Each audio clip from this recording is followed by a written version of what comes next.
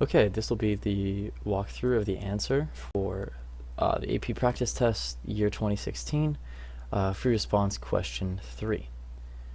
Okay, so question 3, let's get started.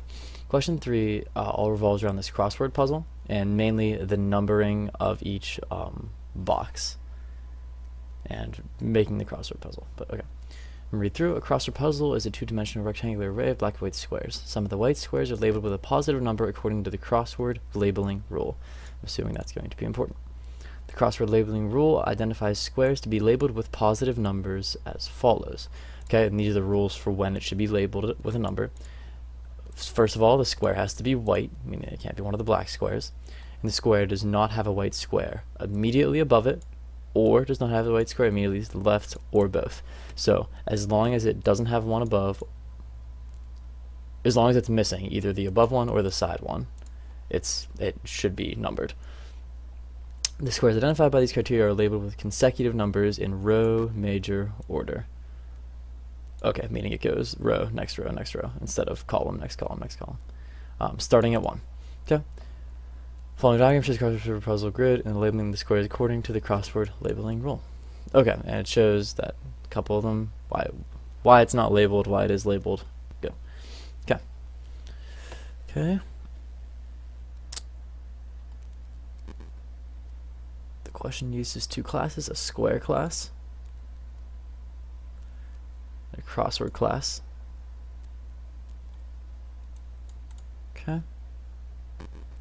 And this just shows us more about the square class, really putting these rules up here into code. The square is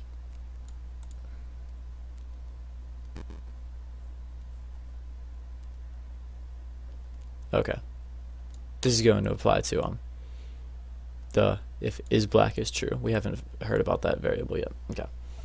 Oh, so it shows in the constructor of this that we have to provide a boolean is black. To know if that square that we're constructing here should be black or not, and then a number. Given a number, it should be given. Okay. Let's the rest just shows different implementations. What a crossword, the crossword class holds.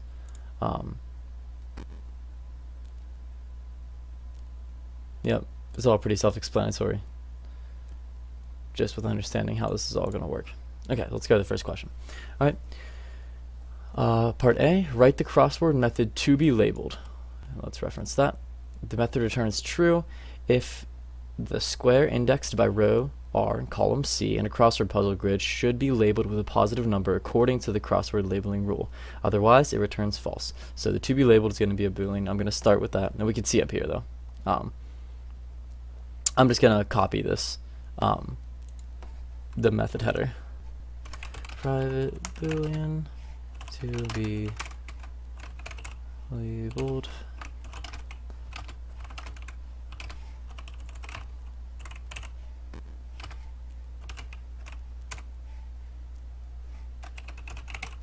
Okay. Okay.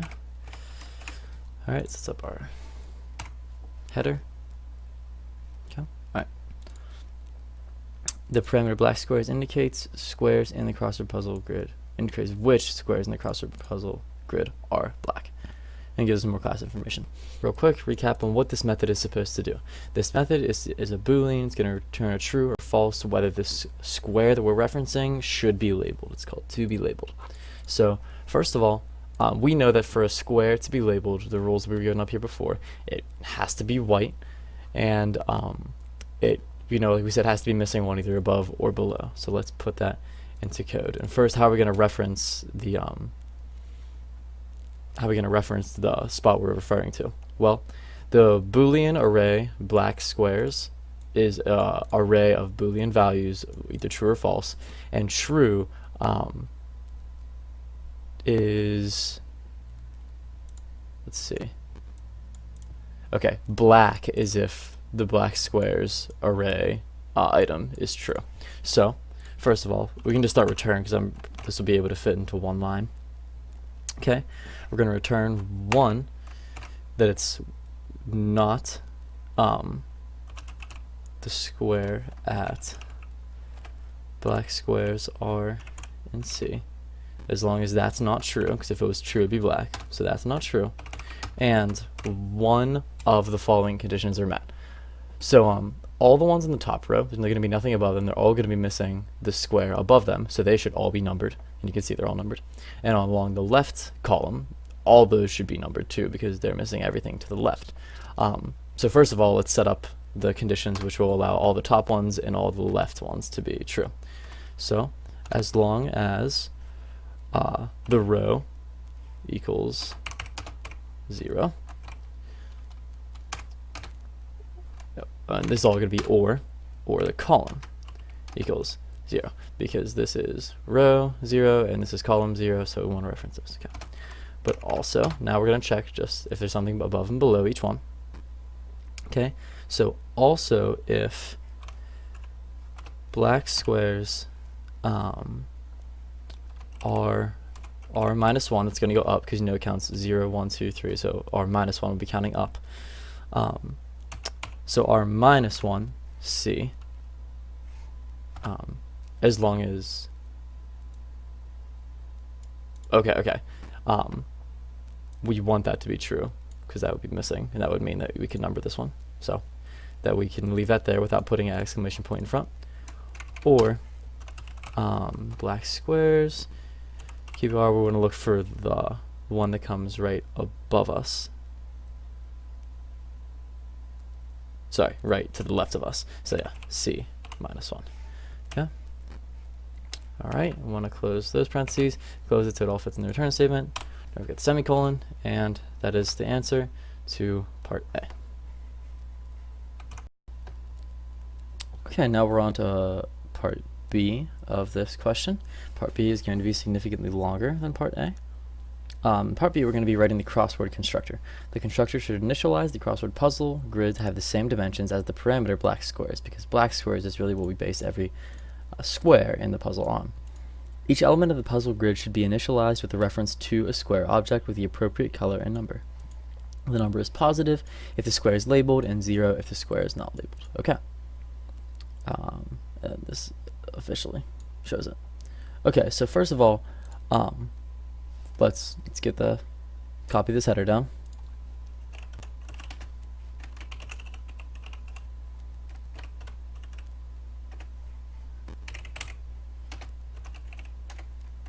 Okay. Okay, we got the header down, and the first thing that we wanted this to do was,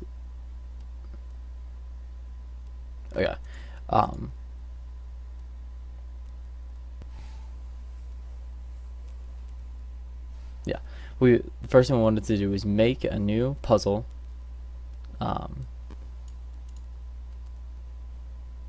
two-dimensional array with all filled with square items. So let's start that. We've already, puzzle is in the, it's a private instance variable, so we don't have to explicitly say the type here. So puzzle equals a new square array, and that square array, it's going to be the same size as black squares.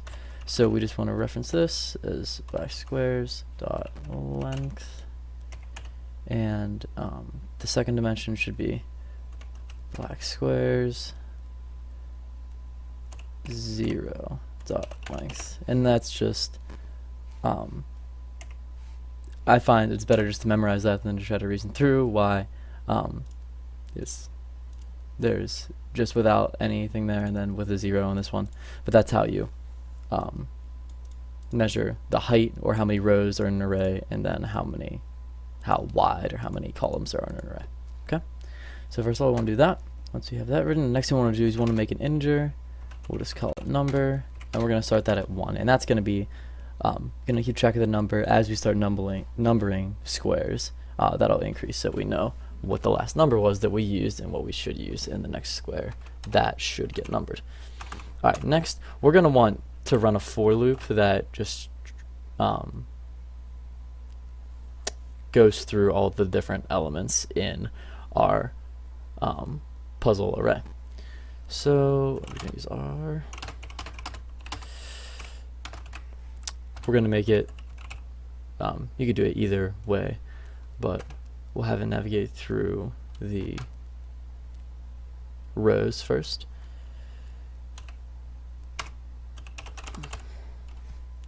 Let's go through the length, just as we did the same thing up here.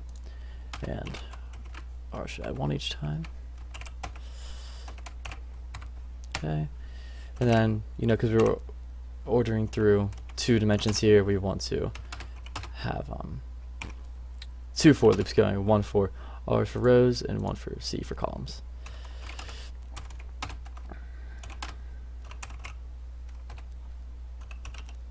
Ooh, black square is 0. Dot length. Okay. And I want that to increment by 1 each time. Okay. And then once we're in this, first, we want to check if the black squares element that corresponds to this element we're trying to assign. So, if the black squares element with this R and C value, if that's true, then we want to make the puzzle element at that spot equal a new square object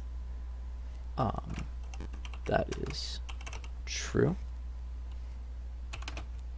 0, and remembering that the definition of a square, the boolean is black, and the next is the number.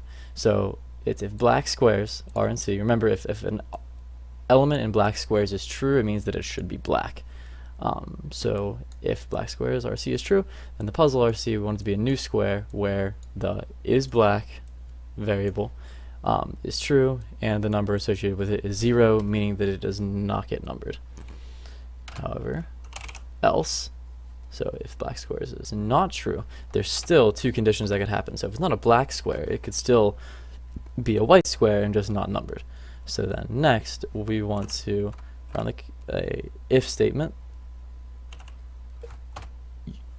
calling the to be labeled method that we did in part 1 with the to be labeled takes R, it takes a C, and it takes the black squares. It takes a 2-dimensional boolean array, which is black squares we have. So it's going to run that returns a boolean. So if it returns true, we want same thing we had up here, the puzzle element R C should be a new square. False, because that's the controls black, so it should not be black, and it should be numbered with whatever our number is at this point. And then we want to increment number so we don't end up giving the same number to 2 different cells.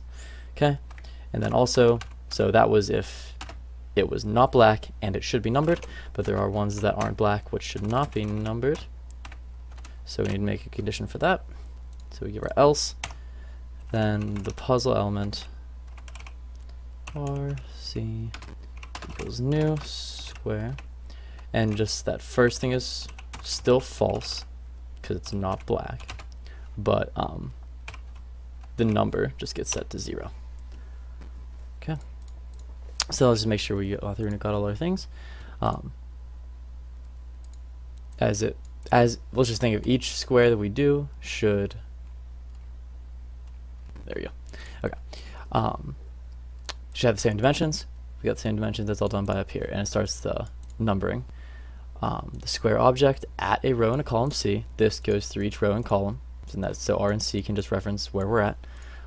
Is black if and only if black squares is true. So we get if black squares is true, then this, which is the is black boolean, that should be true. And the squares in the puzzle are labeled according to the cross relabeling rule. We know that if it's black, it should not be labeled, so that's why it gets a number of 0. But if it's not black, it should be labeled if we send it to be labeled, and that returns a true. But if that doesn't, then it should not be labeled, but it should not be black either. And that is the completed answer.